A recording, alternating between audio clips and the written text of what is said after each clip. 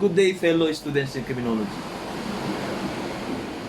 Today I am here in El Nido, Palawan, and I want to take this opportunity to explain to you the concept and principles behind the term arrest. Arrest is being defined under our Philippine rules on criminal procedure as the taking of a person into custody in order that he may be bound to answer for the commission of an offense. Sa Tagalog, ito ang pagkuha sa kustudiya ng isang tao upang siya ay panagutin sa pagkakasala niya sa batas. Now, paano ba ginagawa ang arrest? How arrest is being made? Arrest is being made by the actual restraint of the person being arrested or by his voluntary submission to the person making an arrest. There are two types of arrest. We have the arrest with warrant and we have the so-called warrantless arrest. Under the arrest with warrant, there's no problem because as long that you have that warrant, any peace officer can lawfully arrest a person by virtue of that order in writing issued by the court, signed by the judge, directing that officer to arrest a person and bring him before the court. But under the warrantless arrest, this is a very complicated situation wherein before you can conduct a warrantless arrest, you must meet the requirements of the law provided for under Section 5, Rule 113, that before making an arrest without warrant, any peace officer or any private person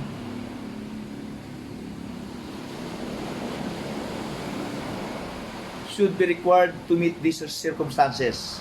First, that in their presence, the person to be arrested has committed, is actually committing, or is attempting to commit an offense. That's the so-called in flagrante delicto arrest, or in short, caught in the act.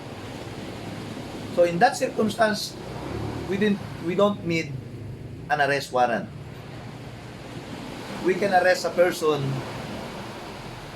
as long that he or they committed an offense or a crime in our presence, either by a police officer or any peace officer or even a private person or private citizen.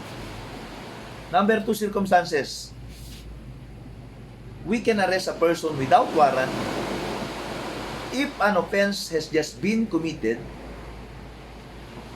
and that peace officer or that private person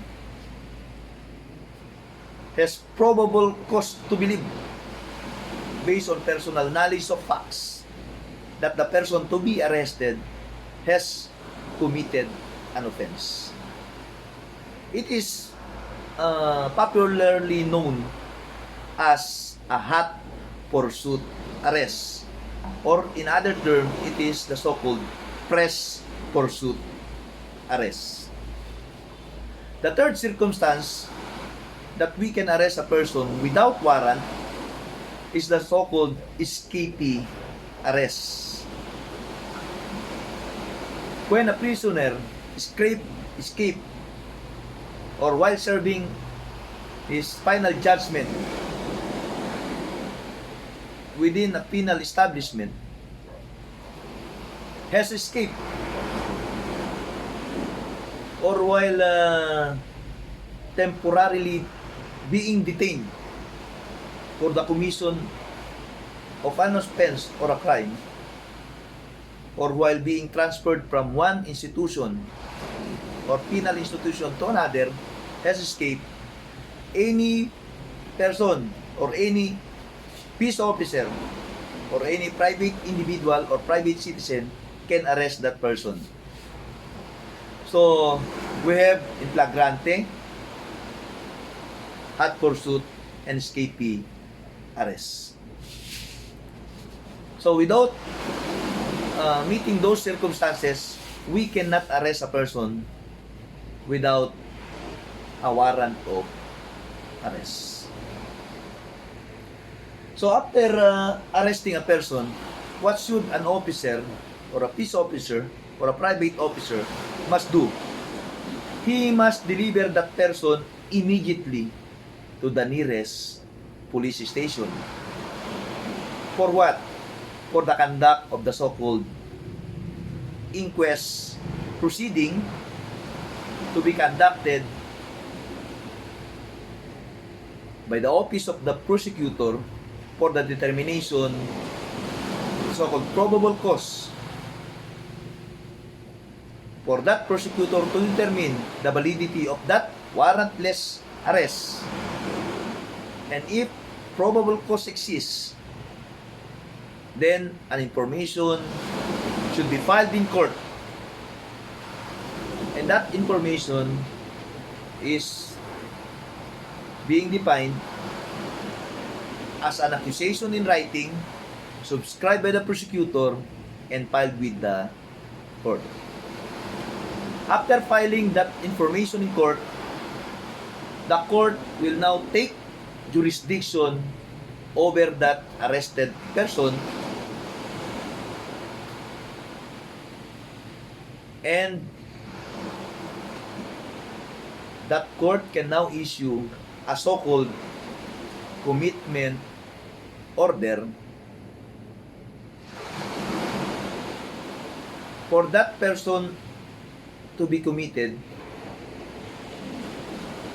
to the Bureau of Jail Management and Penology, BJMP,